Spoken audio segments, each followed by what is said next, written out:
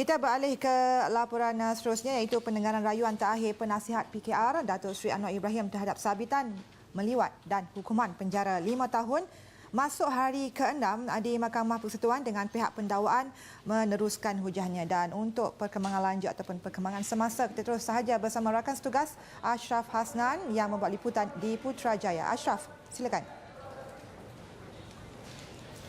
Ya, baiklah Nisa, hari ini isu yang difokuskan adalah berkenaan dengan pendakwaan, iaitu daripada pihak pendakwaan sendiri berkenaan dengan isu DNA, di mana Syafiee memetik beberapa kes yang dibicarakan mahkamah di luar negara untuk membuat perbandingan relevan tentang dakwaan, alibi dan juga pemprosesan DNA sebagai bahan bukti penting, di mana berdasarkan kes-kes contoh yang disebut dalam hujahan kerangka, Syafiee menekankan bahawa pengabaian alibi tidak boleh dilakukan, di mana beliau merujuk kepada pertikaian mengenai saksi yang tidak dipanggil bagi membuktikan alibi Anwar, dan merujuk kepada kes-kes contoh yang dipetik itu, menurut Syafiee tertuduh atau perayu juga mempertikaikan banyak pihak lain dan menggunakan istilah konspirasi bagi menutup kesalahannya, di mana Hakim Tun Arifin Zakaria bertanya kepada Syafiee apakah tujuan kes-kes contoh itu dibacakan, di mana Syafiee menjawab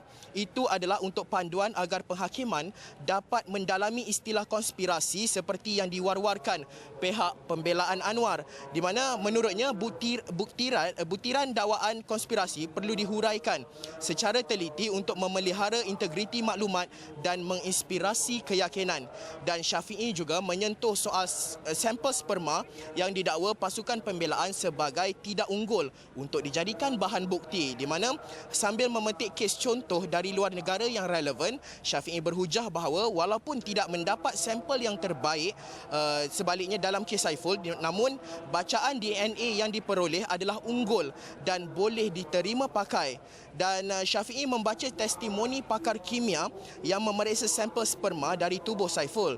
Beliau menjelaskan bahawa pakar terlibat mengesahkan bahawa sperma yang diperiksa masih mempunyai membran kepala, dan membran itu sudah mampu memberikan bacaan DNA yang mencukupi. Dan sidang berehat seketika pada jam 10.50 pagi tadi dan bersambung semula jam 11.10 pagi. Dan Syafiee meneruskan hujah mengenai DNA berdasarkan testimoni saksi, dan menurutnya Dr. Brian Leslie McDonald memberitahu bahawa faktor degenerasi bukanlah masalah dalam ujian menentukan identiti DNA, Nisa. Ada tak kemungkinan hujah akan ditangguhkan dan disambung esok, dan bagaimana pula keadaan di luar mahkamah ketika ini, Ashraf? Ya Nisa, pastinya sebentar sahaja lagi sidang penghakiman akan berehat seketika kira-kira jam 12.50 tengah hari untuk solat Zuhur dan juga makan tengah hari, dan ianya sidang penghakiman akan bersambung semula dijangkakan pada jam 2.30 petang. Namun apa yang pasti dijangkakan bahawa prosiding akan berakhir pada hari ini.